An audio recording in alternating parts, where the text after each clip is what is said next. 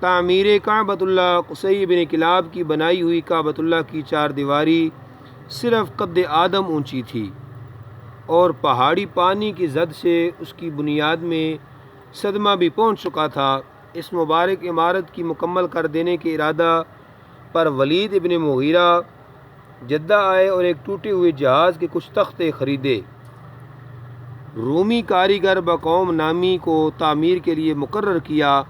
قریش کے سارے قبیلے باری باری تعمیر میں مدد دیتے تھے۔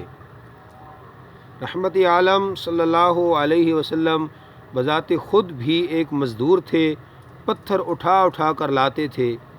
حجر اسود کے نصب کرنے کے موقع پر قبائل میں تنازع ہوا۔ ہر ایک قبیلہ حجر اسود کو اپنے خاص اہتمام سے بدون اشتراک غیر نصب کرنا چاہتا تھا۔ اس وقت کعبۃ اللہ کی چار دیواریں قبیلوں میں بٹی ہوئی تھیں۔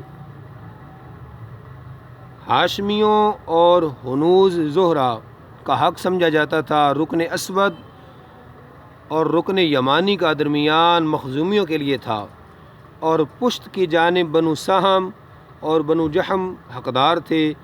جانب حجر اسود حتیم بنو عبد الدار ابن عدی کے لیے تھی، اس لیے بنو عدی اس خدمت کے لیے اپنے کو دوسروں سے زیادہ حقدار سمجھتے تھے۔ الجھاؤ بڑھتے بڑھتے تلوار تک آ پہنچا۔ سین حرم قومی خون سے رنگین ہونے کو تھا کہ مصلحت اندیشوں نے بیچ پہنچا کر یہ رائے قرار دی۔ حجر اسود جنت وچ آیا ساری گل نہیں کی تھی۔ حجر اسود نوں بڑا متبرک سمجھیا ویندا۔ جڑا حجر اسود نوں چومدے نا ہن بھی ون کے، جڑا حجر اسود نوں اوتھے کرے سی اوتھے ون کے جمع سی، وہ بڑا ہی محترم، بڑا اونچا، بڑا خوشی۔ اس واسطے تے جھگڑا یہ پہ گیا کہ بھئی حجر اسود نوں ہن کون اوتھے ون کے اسے نصب کرے کہ بھئی ہاشمی آکر ایسا کرنا، دوسری قبیلے آکر ایسا کرنا، دوسری آکر ایسا کرنا، جھگڑے پہ گئے جناب بالآخر یہ فخر جناب رسول اللہ صلی اللہ علیہ وسلم کو حاصل ہوا۔